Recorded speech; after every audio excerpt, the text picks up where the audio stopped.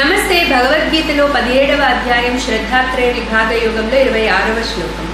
సద్భావే సాధుభావే చ సదిత్యేతత్ ప్రయుజ్యతే ప్రశస్తే కర్మణి తథా సచ్చబ్ద పార్థ యుజ్యతే. సో భగవానుడు ఈ శ్లోకంలో సత్ అనే పదము యొక్క ప్రయోగం గురించి చెప్తున్నారు. ముందు రెండు శ్లోకాల్లో ఓం తత్ సత్లో ఓం అండ్ తత్ పదాల ప్రయోగం గురించి చెప్పారు.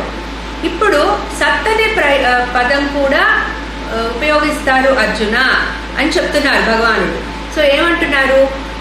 ప్రశస్తే కర్మణి తథా అంటే ప్రశస్తే అంటే ఒక మంచి కర్మ, సత్కర్మ చేసే ముందు సత్ అనే పదము ప్రయోగిస్తారు.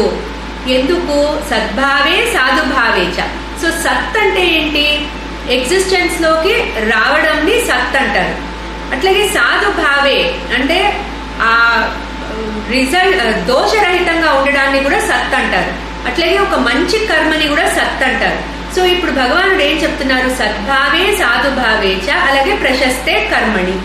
సో ఒక మంచి పని చేసేటప్పుడు సత్ అనే పదం ఉపయోగిస్తారు. ఎందుకు? ఆ పనిలో దోషాలు పోవడానికి, అట్లాగే పోయి అది సత్కర్మగా మారడానికి, శుభకర్మగా మారడానికి సత్ అనే పదం ఉపయోగిస్తారు.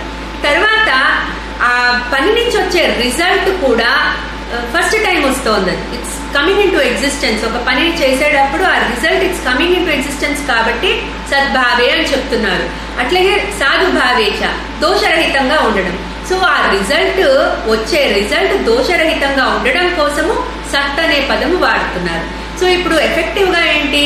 మనం చేసే పని అట్లాగే అదే కర్మ, అట్లాగే దాని నుంచి వచ్చే రిజల్ట్ రెండూ కూడా శుభప్రదంగా దోషరహితంగా ఉండడం కోసం ఈ సత్ అనే పదము వాడుతున్నారు అర్జున అని చెప్తున్నారు భగవానుడు. క్లీం కృష్ణాయ నమః.